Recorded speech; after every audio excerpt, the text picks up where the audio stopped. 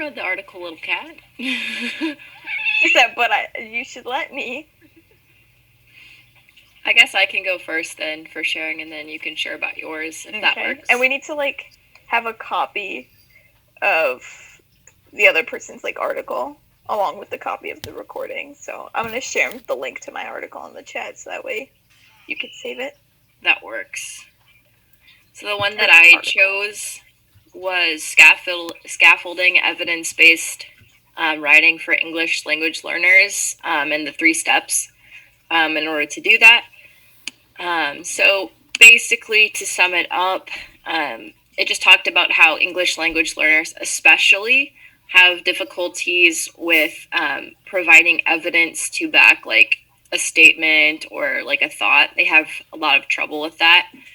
And so this article just kind of talks about how that's a gateway skill. It's a skill that kind of leads up towards some of those higher level thinking skills. And so it's a important life skill that they need to develop. So it's really important because if they can't get past supporting an argument in their writing, it kind of prevents them from learning some of those other skills that they would need to, especially if they wanted to go towards higher education. So that's part of why I like this article. So the 3 steps are basically you find the facts, you come up with your claim or argument, and then you got to provide that evidence towards. So you have to explain the whys, the term that they use in the article. And the one thing I really liked about this article is just that it had a lot of examples, not only of some of the charts and stuff that they used to scaffold and help the students, but some of the resources on here actually have student evidence. So in this one, you can see this is an actual sample of some work that they had done with the student. So I really valued that, just because I feel a lot of these articles, sometimes they do all this research, but then you don't really get to see any of the evidence of it. And so I guess I valued that they added in some of the actual artifacts from their discoveries. And as for what part of linguistics this connected to, I said that it connected the most to syntax, just because you're talking about how you need to structure the sentences and stuff like that. But it also kind of affects meaning as well. So you could argue a million different ways on what parts of linguistics, because it's kind of all of them combined, but I said that it focused more on syntax. And then for application to the classroom, I think the value I got out of this was that I do a lot of project-based learning in my lesson planning. That's kind of just my style as teaching. I don't think that kids really like doing worksheets. I know personally I don't, so I try to do a lot of project and discovery learning. And so being able to use evidence to support a claim, I usually do just statements, and I really like to have a sentence frame that has an essential question. And so evidence-based writing is kind of how they would answer those questions. And so this kind of helped me figure out how I want to supplement the writing pieces into the way that I want to teach. So that's all I have for you.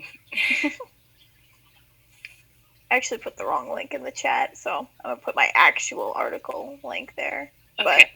But did you have any questions or no? No, I think I'm good. Okay. Floor is yours. I will stop sharing in case you want to share screen. Sure, I will show mine. So I picked the one that's 6 tips for using culturally relevant texts in diverse classrooms. And kind of the gist of it is obviously there's 6 tips, and the 6 tips, I think the first one was examining the different pieces that make up your identity. So the different intersectionalities gender, orientation, race, all of those different things that might affect how you view your students or how you treat different kinds of diversity in your classroom. And then I think the second one was, create a safe learning environment. And a lot of this is just kind of built into classroom management. A lot of the first few steps are just kind of built into that, especially if you've taken Joe's 442, it's just kind of built into that. And then the third one is getting to know your students' backgrounds, like, you know, their prior knowledge, where they come from, things they like, languages they may speak. And then the next one is and each one has like some suggestions, and so this one's like suggestions for carefully selecting like the relevant text specific for your students. Once you have that information and you have that like environment created, you can kind of select the right text. And then tip 5 is creating transformative experiences during reading. So like engaging students in like talking about it and supporting them building like those critical literacy and like analysis skills. And so you have to like get students to look at it from multiple perspectives instead of just one. And then tip 6 is just like continuing that learning and extending it beyond the text and including multicultural texts in a lot more of the curriculum. And like, I'm trying to remember what some of this is saying. But being culturally responsive in general as well, like not just while teaching about the text, but culturally responsive in other areas of your classroom too, and kind of looking for those cultural pieces in other texts that students read. And so, like, I know I talked a little bit in my paper about how the first 3 tips are kind of a lot about like classroom management and getting to know your students, and then you can use what you learn from the first 3 tips to kind of help select those texts and figure out how to best create those good experiences for your students and how they might be interested in extending that learning. It's kind of a lot about that. I think that was pretty much all my stuff. All right. I'm going to stop our recording then, because I don't want it to be super long.